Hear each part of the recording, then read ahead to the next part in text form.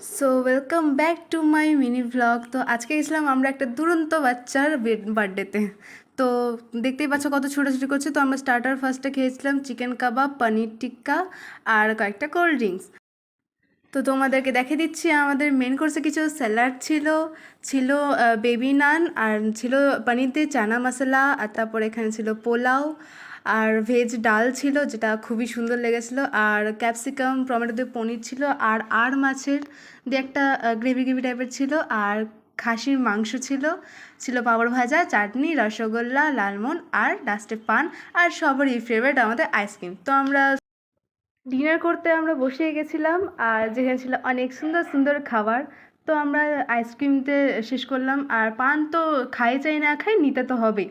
তো আমরা দেখলাম এখানে হঠাৎ করে ম্যাজিশিয়ানও চলে এসেছে। তো ম্যাজিশিয়ান ম্যাজিক দেখে আর দুরন্ত বাচ্চার ছুটন্ত অবস্থা দেখে আজকে আমরা চলে গেলাম বাড়ি। এখানে শেষ করছি, টাটা।